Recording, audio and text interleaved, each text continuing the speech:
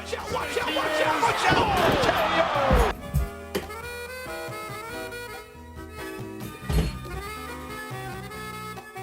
Ooh, let's make some more arrowheads.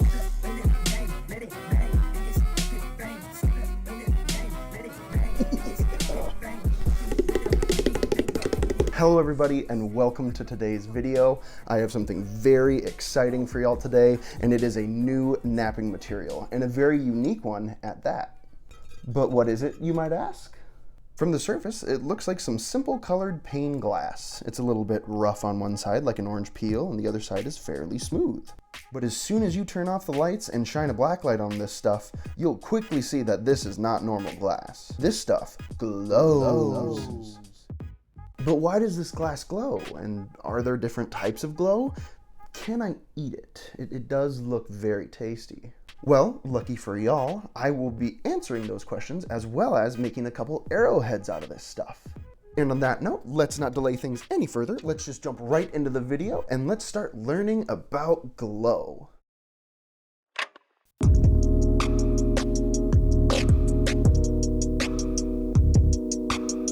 So before we get into the nifty arrowhead making section of the video, I must subject you all to, as one of my favorite YouTubers puts it, boring time. With the purpose being to answer why this stuff glows, as well as to answer some of the questions that I previously posed. Also, before jumping into the whole thing, I'm sure some of you are wondering, what does he mean he's going to make an arrowhead out of it? Well, lucky for you, I made a video on a process called knapping, and that is the process I'm going to use to transform these glass sheets into arrowheads. That video provides a little bit more of an in-depth overview about the tools I'll use, some of the terms you might hear me say, and just the process as a whole. I have linked that video into the description of this one, and it will give you a bit of helpful context while we're going through things. And I will say, if you find the napping process to be satisfying or you want to see another arrowhead get made, I have a couple YouTube shorts as well as a demonstration at the end of that video as well. So if that thing is satisfying or cool to you, definitely check it out. But as I said, that is for later. First, we have to go through boring time. So why don't we start off with the question of, why does this glass glow? Lemonade was a popular drink and it still is. I get more props and stunts than Bruce Willis. Well, this glass in particular is specifically made using a coating that contains something called a phosphor, which is a compound that gives off visible light when energized. This is done through a process called phosphorescence. Now, there are a few ways to energize this glass's phosphor, but the best and most effective way is to hit it with some UV light, something like a black light or a blue laser pointer like you see here. This UV light excites the orbital electrons around the phosphor molecule, which will then produce light as the electrons settle back down to their prior positions. The glass that I have today contains a coating of strontium aluminate on one side, which is what gives it its glowing capabilities. Different formulas of strontium aluminate will glow different colors, and you will see greens, oranges, blues, and even whites depending on the formula that is used. Hey, but wait a second. How come some of those cubes in the tray that they were sitting in seems to stop glowing when the black light goes away? They both appear to emit some kind of glow when it's on. Does that mean that there are different types of glow? Ah, yes, an excellent observation and question. If I was anywhere closer, I'd huck a piece of candy at you to reward you for your attentiveness. There is indeed a reason why these cubes keep glowing, while this tray and the other cubes seem to immediately stop once the UV light turns off, and it is indeed because there are different types of glow. You see, these cubes exhibit phosphorescence, which is what we just talked about. It has a phosphor that releases light energy once those molecules are excited and start settling down to their previous state. While these cubes in tray exhibit something called fluorescence, which operates identically to phosphorescence. The only difference being that the release of energy is much faster in fluorescent material than phosphorescent material. This leads fluorescent materials to be unable to sustain any amount of glow because any energy that is put into them is not stored. It is released immediately as it is received, providing you with some excellent glowing objects that can hide in plain sight until they are energized. This is going to be a mild tangent, but some fluorescent materials are super cool, like the stuff that this tray is made out of. Yoink. This thing is actually made out of a very special type of glass called uranium glass. I dug this little furniture coaster up in an old 1950s garbage dump site, and it gets its fluorescent ability from uranium oxides used while making the glass, giving it this super sick, sort of nuclear green looking glow.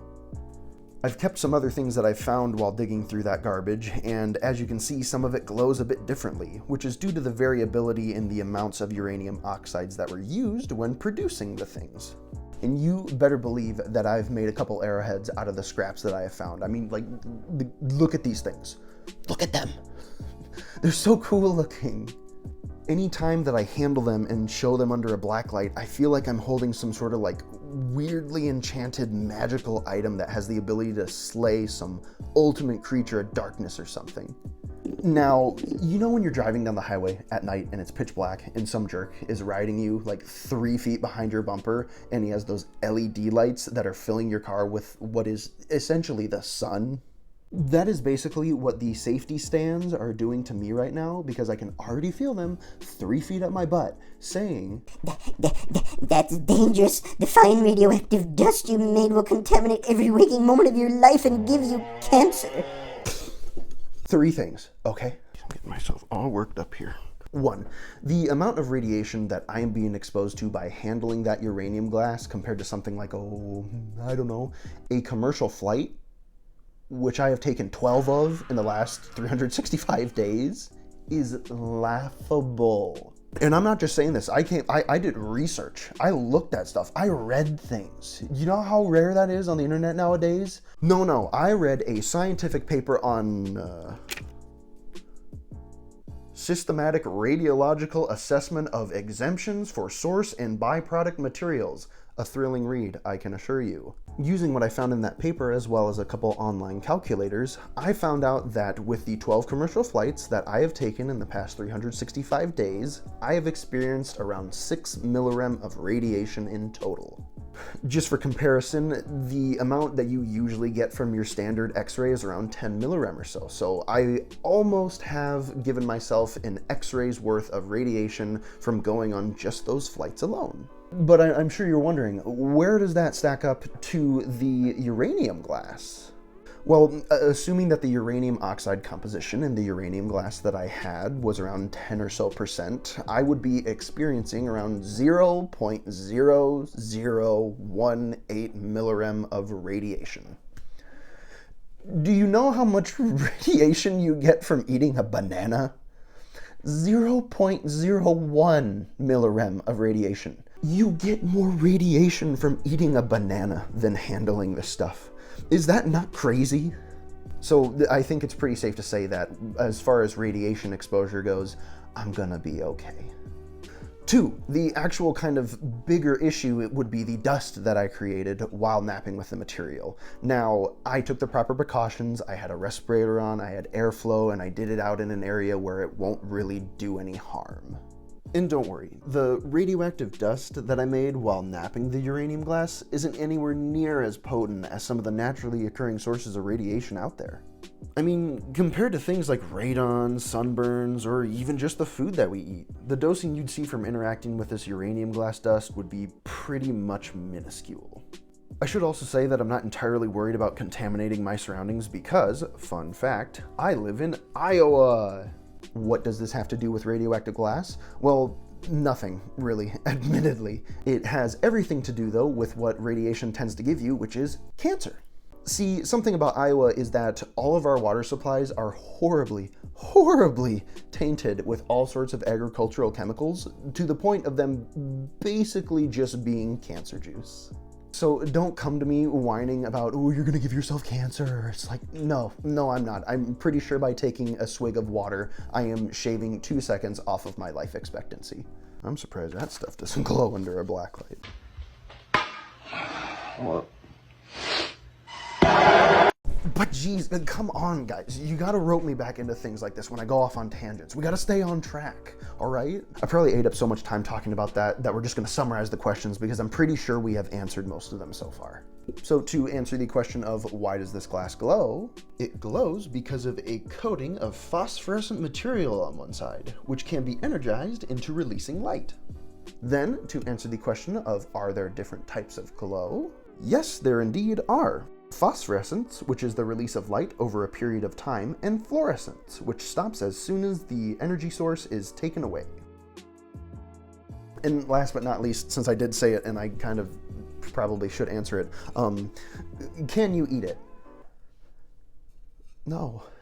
No. Why? Why would you want to eat this? If you want to eat something that glows, just have like a peanut butter sandwich or something like that, because you can actually get peanut butter to glow. Here's a little video of me shooting a peanut butter sandwich with one of my really high-powered blue laser beams.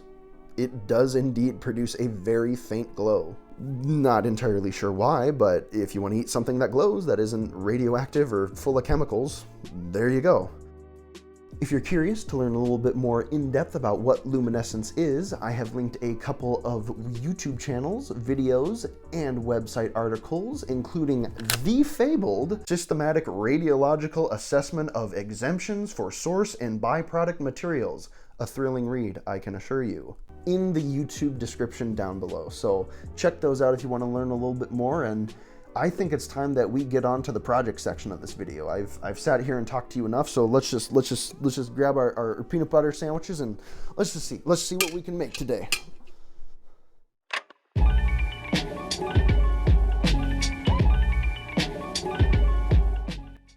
Congratulations, you made it through the edge of attainment stuff, and now we are going to turn these sheets of glass into some arrowheads. That's right, I got a couple sequences cooked up here for y'all to enjoy, and I even attempted to record the audio in such a way as to emphasize the crunchy clicky aspect of the knapping itself. I did also speak on some stuff while in my garage, but it was kinda terrible sounding, so I'm recording it as a voiceover here instead. Before we begin, it should be noted that in order for these arrowheads to maintain their glow while also giving them the cool pressure flaked arrowhead look, we need to preserve the one side of the glass that has that glowing phosphor coating. I did a couple with my intentions being to preserve as much of that coating as possible, and also experimented later down the line to see what it would be like to shoot some flakes through that material itself.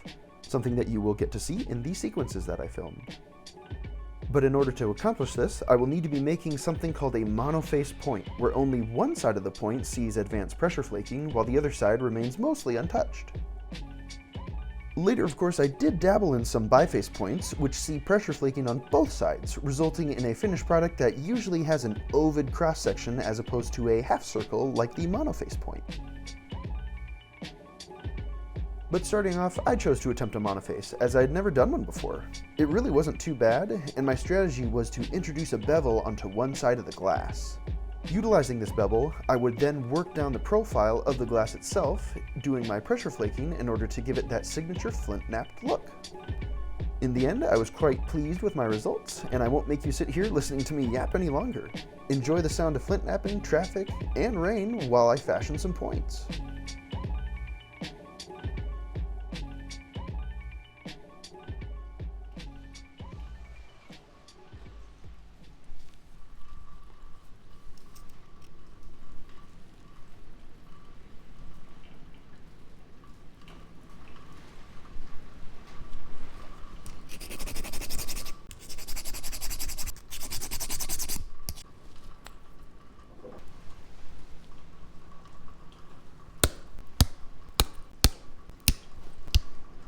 How in the heck? How? How did I get cut already?